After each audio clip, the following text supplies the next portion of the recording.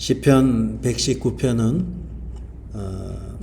성경에서 가장 긴 시편이고 119편의 특징은 답관체라고 부릅니다. 답관체는 알파벳에 따라서 하는 거예요. 히브리어 알파벳은 총 22개인데 가나다라 마바사 해서 히읗까지 하나씩 기역으로 시작하는 한 절, 니은으로 시작하고 디귿으로 시작하고 해서 22절을 하는 답관체도 있고, 오늘 119편의 답관체는 기역이라는 것 하나에 8절씩을 두는 거예요. 그래서 22개의 알파벳이니까 하나에 8개씩 두고 나면 176절이 있는 것이 오늘 119편입니다. 그런데 오늘은 그러다 보니까 22개의 알파벳이기 때문에 하루에 2개씩, 알파벳 2개씩 이렇게 하면 11일 정도 걸립니다. 그 중에서 오늘은 8개니까 8이 16 지나서 17절에서 32절까지 알파벳 말씀으로 김멜과 달렛이라는 히브리어 단어입니다. 그래서 17절에서 8개 더해가지고 김멜이 나오고요. 그 다음에 나머지는 25절부터인가 6절부터 25절부터 32절까지는 달렛이 돼요. 그래서 여러분이 뭐 김멜을 알 필요도 없고 달렛을 알 필요도 없어요. 그런데 이것을 몰라도 상관없지만 알면은 좋은 게, 김멜이라는 단어는 사가 갈라라는 사가가 있잖아요.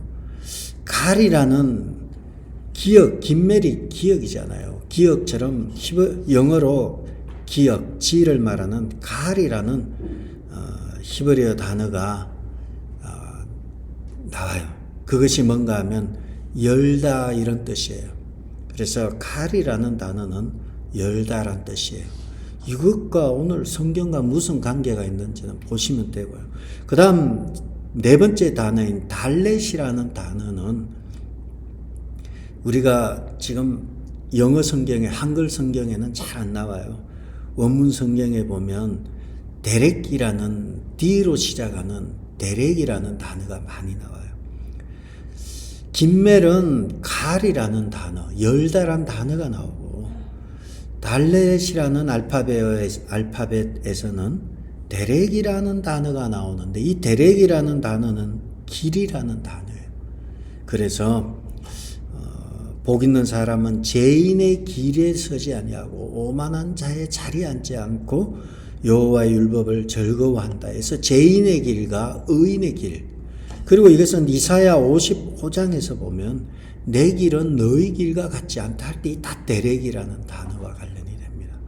그러므로 우리는 오늘 세 번째와 네 번째 알파벳 김멜과 달렛이라는 알파벳을 통해서 시인은 무슨 얘기를 하려고 하고 있을까 보려고 합니다.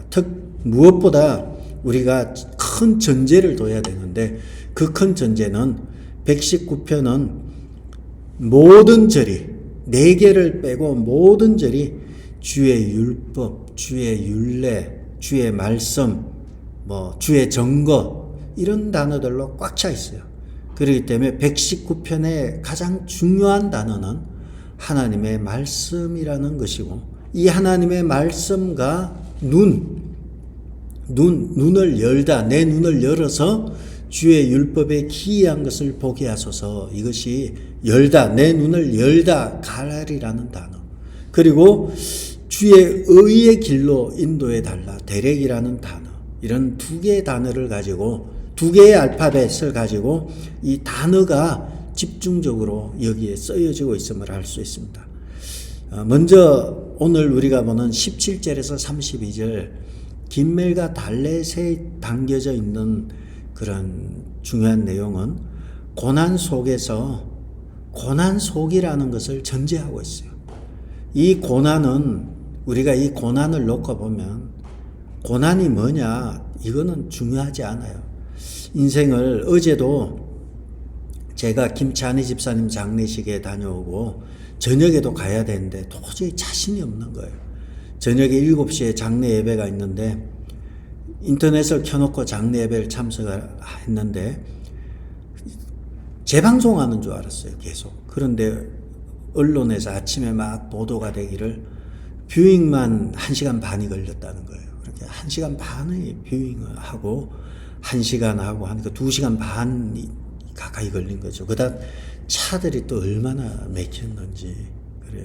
그런데 여러분, 이 마지막에 이제 췌장암으로 돌아가셨는데 어제 그 많은 분들이 오신 분은, 여러분 고난이 무엇입니까? 이래 돌아놓고 보면 고난이 특별하게 고난이 있는 게 아니에요. 성경을 보면서 제 개인적으로 느끼는 고난은 이 광야 생활이 고난이에요. 고난은 특별한 게 아니라 광야에 우리가 이 세상에 살아가는 게 고난이에요. 특별히 아프고 병들고 당연히 이 광야에서 겪는 것들이에요. 119편에 이 두 알파벳 김멜과 달렛에 담겨져 있는 것은 이 고난 속에서 어떻게 살아야 할까, 그 얘기를 하고 있는 것 같아요. 물론 하나님의 말씀이 119편 전체에 중요한 단어예요. 이렇게 놓고 보면 첫 번째, 이 고난 속에서 김멜은 열다란 뜻이잖아요. 이 열다의 핵심은 눈을 여는 거예요. 내 눈을 열어서 주의 율례에 놀라운 것을 보게 하소서. 18절 다 같이 한번 읽어볼까요? 내 눈을 열어서 주의 율법에서 놀라운 것을 보게 하소서. 갈이라는 단어, 김메리의 지가 되죠. 애니는 우리가 아인이란 게 불러요. 원뜻은 눈이에요. 내 눈을 열어주소서. 그래서 주의 율법에서 놀라운 것을 보게 하소서. 고난 가운데서 우리가 할 수 있는 것은 눈을 열어달라는 거예요. 여기서 보면 눈을 열어달라는 이 말 속에 우리가 알 수 있는 것은 지금 눈이 감겨 있다는 걸 전제하는 거예요. 눈을 떴는데 뭐 눈을 뜨게 해주세요 하지 않아요. 지금 눈이 감긴 거예요. 그러므로 맹인인 거예요. 앞을 못 보는 것입니다. 내가 아무것도 볼 수 없는 맹인이라는 것, 내가 영적인 맹인임을 고백하면서 나를 불쌍히 여겨서 내 눈을 열어주세요. 그래서 주의 율법에서, 주의 율법도 말씀이 되죠. 하나님의 말씀에서 기이한 것, 놀라운 것을 보게 해주세요. 이렇게 기도하는 것입니다. 우리가 눈이 감겨져 있고 맹인과 같은 존재라는 것을 알아야 합니다. 내 눈은 어두워져 있어서 바로 앞에 있는 것도 보지 못할 정도로 이 어두운 눈이라는 것. 그래서 주의 말씀으로 내 눈을 열어주세요. 내 눈을 열어서 보게 해주세요. 뭘 봅니까? 주의 말씀에 놀라운 것을 보게 해주세요. 이렇게 기도하는 것입니다. 이 열다가 바로 김멜로 시작하는 단어, 기억으로 시작하는 단어로 시작하는 거죠. 그래서 내 눈을 열다 김멜이 나오고 19절에 보면 나는 땅에서 나그네가 되었사오니 주의 계명들을 내게 숨기지 마소서. 이것을 자세히 보시면요, 땅에서 나그네가 되었다. 그래서 어떻게 하라는 거예요? 그 뒤에 뭐라고 나왔습니까? 주의 계명들을 내게 숨기지 마소서. 내가 나그네가 되었다는 것과 주의 계명을 숨기지 말라는 것과 어떤 연관성이 있나요? 땅에서 나그네가 되었다는 것은 이 광야 생활, 고난, 광야 자체가 고난이에요. 척박해요. 먹을 게 없고 척박합니다. 땅에서 나그네가 된 거하고 주의 계명을 내게 숨기지 않는 거하고 무슨 차이가 있습니까? 시인이 하고 싶은 이야기는 땅에서 나그네가 된 삶을, 땅에서 나그네가 된 나에게 하나님의 말씀이 숨겨진다면 나는 못 견디겠다는 거예요. 이 세상에서, 광야와 같은 세상에서, 나그네와 같은 세상에서 하나님의 말씀이 내게 드러나지 않는다면 나는 견딜 수 없다는 거예요. 결국은 119편 전체에 흐르고 있는 하나님의 말씀에 대한 사모하는 것이 있는 거예요. 내가 나그네가 됐으면 물이 필요하고 떡이 필요하고 옷도 필요하고, 그런데 시인은 계명을 내게 숨기지 말아달라. 하나님의 말씀이 없으면 나는 살아갈 힘이 없습니다. 이런 것이 전제가 되는 것입니다. 광야 같은 세상에 필요한 것은 우리에게는 돈이 필요하고 먹을 게 필요하고 마실 게 필요하고 옷도 필요하고 신발도 필요한데, 시인은 말씀을 내게 숨기지 마시고 말씀을 내게 드러내 달라고 하나님의 말씀을 그렇게 강조하면서 20절에 주의 규례를 항상 사모함으로 내 마음이 상하나이다. 주의 말씀을 늘 사모하는 거예요. 간절히 사모해요. 이 광야에서 내가 살 길이 무엇인가? 말씀밖에 없다는 거예요. 여러분, 세상에서 여러분이 생존 도구는 무엇입니까? 여러분이 이 땅에 살아가는데 생존 도구가 무엇입니까? 바로 시인은 하나님의 말씀만이 나에게 힘을 준다고 말하고 있는 것입니다. 그래서 시인은 광야 같은 세상에서, 척박한 세상에서 하나님의 말씀을 숨기지 말아주세요. 하나님의 말씀이 사라지면 너무너무 괴롭습니다. 이렇게 시인은 외치고 있는 것입니다. 여러분, 말씀이 없다면 광야 같은 이 사막에서, 광야 같은 이 세상에서 살아갈 수 없는 이 고백이 복 있는 사람의 고백입니다. 안 그래도 광야는 괴로워요. 광야에 대해서 모세는 수고와 슬픔과 근심뿐이고, 이 근심이 밤에도 쉬지 못한다. 모세는 이렇게 이야기했어요. 안 그래도 이 광야가 괴로운데 하나님의 말씀이 없다면 너무 괴로운 거예요. 그래서 말씀을 숨기지 말아달라는 거예요. 이런 이야기를 하면서요, 시인은 21절과 24절, 긴멜에 계속 긴멜이란 알파벳과 관련되는데요. 교만하여 저주를 받으며 주의 계명들에서 떠나는 자들을 주께서 꾸짖으셨나이다. 교만하고 저주하고 떠나는 자들이 어떤 자들인가요? 이 사람들은 내 눈을 열어달라는 것에 반해서 눈이 닫힌 사람들, 교만한 사람들, 눈이 닫혀있는 영적인 맹인들이에요. 영적인 맹인들을 주께서 꾸짖으신 거예요. 그러나 영적으로 눈을 뜬 사람들, 22절에 주의 교훈을 지켰사오니 비방과 멸시를 내게서 떠나게 하소서. 교훈을 지키고, 또 23절에 고관들도 앉아서 나를 비방하였사오나 주의 종은 주의 율례를 작은 소리로 엎주렸나이다. 고관들은 맹인이고요, 영적인 맹인이고요. 뭐 예수님 시대로 간다고 보면 종교 지도자들이 안 되겠습니까? 반면에 주의 종은 주의 율례를 작은 소리로 엎주렸나이다. 눈이 뜬 사람이에요. 영적인 맹인. 그래서 결국은 긴멜의 중요한 단어는 갈이란 단어예요. 내 눈을 갈라애니, 나의 눈을 열어주소서. 그러한 것이, 고난 가운데 눈을 열어달라. 그것이, 그 말씀이 그렇게 해서 주의 법을 보게 하시고, 그 말씀이 24절에 주의 증거들은 나의 즐거우며 나의 충고자니이다.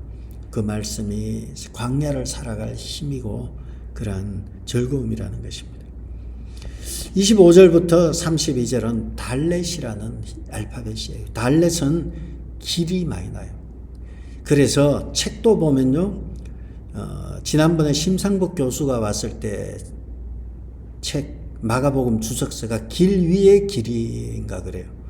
그 길 위의 길, 내가 곧 길이요 진리요 생명이다. 길 위의 길, 읽지는 안 해서 제가 설명은 못 드리지만 그 길이 대렉이라는 거예요. 어디로 갈 것인지, 의인의 길로 갈 것인지, 죄인의 길로 갈 것인지, 우리는 이 두 가지 선택을 놓고 길을 정해야 하는 것입니다. 대렉입니다. 이 길은 어떤 길인가 보면 26절에 보시면 내가 나의 행위를 아뢰매 주께서 내게 응답하셨사오니 주의 율례들을 내게 가르치소서. 행위의 길, 27절에 주의 법도들의 길을 깨닫게 하여 주소서. 그리고 29절에 보면 거짓 행위의 길을 내게서 떠나게 하시고, 길이 빠졌죠. 30절에 내가 성실한 길을 택하고, 32절에 주께서 내 마음을 넓히시면 내가 주의 계명들의 길로 달려가리이다. 이 달렛은 단어 중에 하나가 데렉이란 단어, 길이란 단어예요. 주여 나를 주의 말씀의 길로 달려가게 해주세요. 이 말씀의 길, 거짓 행위, 29절에 거짓 행위의 길을 떠나고 32절에 주의 계명의 길로 달려가게 해주세요. 이것이 시인의 고백인 것입니다. 우리는 어느 길로 가는가가 중요합니다. 거짓 행위의 길을 갈 것인가, 주의 말씀의 길로 달려갈 것인가. 시인은 32절에서 내가 주의 계명의 길로 달려가겠습니다. 이것은 결단이에요. 거짓된 삶을 떠나서 하나님의 말씀을 늘 엎조리단 단어가 23절과 27절에 나와요. 작은 소리로 주의 계명을 엎조리다는 것 속에는 말씀을 묵상하고 생각하고, 그러한 하나님의 말씀을 늘 내 마음속에 묵상하고요. 그리고 주의 말씀을 지키며 살아가겠다는 거예요. 결단하는 것입니다. 결론입니다. 하나님께서는 시인뿐만 아니라 우리 모두가 말씀의 길을 따라가기를 원하고 계십니다. 우리는 우리가 반드시 가야 할 길, 그리고 하나님께서 보여주시고 가도록 말씀하신 그 길을 성실한 길을 택하고 주의 계명의 길을 향해서 달려가겠다고 결단하고 결심해야 하는 것입니다. 그렇게 결단하고 결심해서 생명의 길, 주님께서 말씀하신 그 길을 향해서 달려간다면 여러분의 이제 장례식이 되면 바울의 고백과 같이 내가 선한 싸움을 싸우고 날리에 달려갈 길을 다 마치고 주의 계명을 지켰다. 이 고백처럼 여러분이 하나님 앞에서 다 했습니다. 이제 나는 이 땅에서 주어진 일을 다 했고 달려갈 길을 다 마쳤습니다. 그 달려갈 길, 그 길을 성실하게 잘 달리셔서 하나님 앞에 설 때 부끄럽지 않게 할 도리를 다 하고 왔다는 칭찬을 받는 여러분 되기를 주의 이름으로 축복합니다. 기도하겠습니다. 우리 이 시간 같이 통성으로 기도하실 텐데요. 수술 이후에 회복 중인 성도들을 위해서, 그리고 날씨가 춥습니다. 감기나 또 두통이나 불면증으로 어려움을 당하는 성도들을 위해서 기도해 주시기 바랍니다. 우리 다 같이 통성으로 기도하시도록 하겠습니다.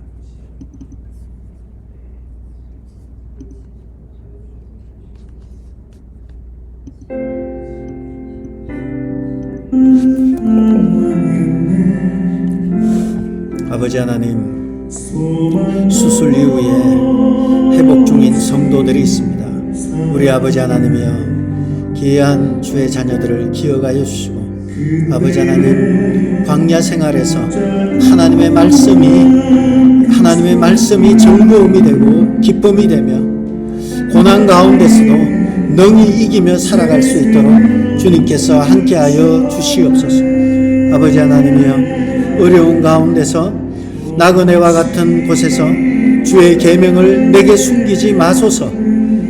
그렇게 말하면서 주의 계명을 항상 사모하며 내 영혼이 상할 정도로 말씀을 사모하는 광야에서 살아갈 힘은 오직 하나님의 말씀임을 고백하는 시인처럼 아버지 하나님, 우리가 어려운 가운데서도, 질병 가운데서도, 아버지 하나님의 회복 중에 가운데서도, 신분의 문제와 여러 문제로 어려운 가운데 있다 할지라도 광야에서 살 길은 오직 주의 말씀을 항상 사모하는 것이며 하나님의 말씀을 따르는 것임을 알았습니다. 아버지 하나님이여, 사랑하는 귀한 주의 자녀들을 기억하여 주시고 어려운 가운데 있다 할지라도 하나님의 말씀의 능력으로 말미암아 치유와 회복의 역사가 나타나게 도와 주시옵소서.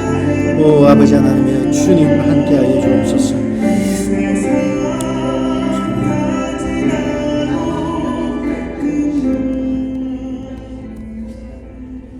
내 눈을 열어서 주의 율법에서 놀라운 것을 보게 하소서. 눈을 열어 주시옵소서. 우리의 눈을 열어서 하나님의 법에 놀라운 것을 보게 하셔서 세상을 광야에서 살아갈 힘은 다른 어떤 것보다 오직 하나님과 하나님의 말씀임을 깨닫게 도와 주시옵소서. 광야로 인해서 어렵고 힘들어서 숨이 막히고 건강의 문제로 어려움을 겪고 또 여러 가지 인생의 문제로 광야로 인해서 어렵다 할지라도 하나님의 말씀을 생명으로 여기고 나아감으로 인해서 주님이 주시는 즐거움이 넘쳐나는 성도들, 능히 우리에게 있는 이 광야의 고통을 능히 이기고 살아갈 수 있도록 은혜를 허락하여 주시옵소서. 우리가 주님이 세우신, 주님이 만드신 그 길을, 이 말씀의 길을 성실하게 최선을 다해서 달려가겠다 결심하고 온 힘을 다해서 하나님의 말씀을 읽고 외우고 암송하며 사랑하며 살아가는 저희들 되게 도와 주시옵소서. 오늘 친교를 제공하는 김선자 권사님을 기억하여 주시고 사랑하는 귀한 권사님의 가정 그리고 남매를 기억하여 주셔서 그곳이 천국과 같은 가정이 되게 도와 주옵소서. 하나님의 평강이 넘쳐나게 도와주시고 주님이 주시는 사랑으로 온 가족 4식구가 서로 사랑하고 5식구가 서로 사랑하고 서로 위하며 서로가 서로에게 큰 힘이 되는 귀한 그러한 김선자 권사님 가정 되게 도와 주시옵소서. 박종필 성도 위에도 동일한 은혜를 허락하여 주셔서 고단한 이민의 삶 가운데서도 신앙의 힘으로 잘 능히 견딜 수 있도록 주께서 주신 그 믿음의 씨가 성장하고 자라날 수 있도록 주여 도와주옵소서. 예총이 형제를 기억하시고 그 며느리를 또한 기억하여 주옵소서. 아버지 하나님이여, 신분의 문제가 해결되고 그로 인해서 우리의 모든 가정이 다 하나님 앞에서 이 땅에 살아가기에 부족함이 없도록 또한 은혜를 허락하여 주시고 손주를 위해서 기도하고 있사오니 아버지 하나님의 그 가정에 하나님께서 권사님의 기도로 말미암아 손주를 허락하여 주시고 믿음의 귀한 가정 될 수 있도록 은혜 내려 주옵소서. 예슬 씨를 주님께서 또한 축복하여 주셔서 가정의 귀한 딸로서 또 좋은 배필을 허락하여 주셔서 그 또한 하나님께서 기뻐하시는 믿음의 가정 되게 도와주옵소서. 이제는 우리 주 예수 그리스도의 은혜와 하나님의 크신 사랑과 성령님의 감동 위로 교통하심이 눈을 열어서 주의 말씀의 기이한 것을 보기를 사모하며 주님이 만드신 그 길을 따라가기로 작정하는 귀한 주의 자녀들 머리 위에 이제로부터 영원토록 함께 있을지어다.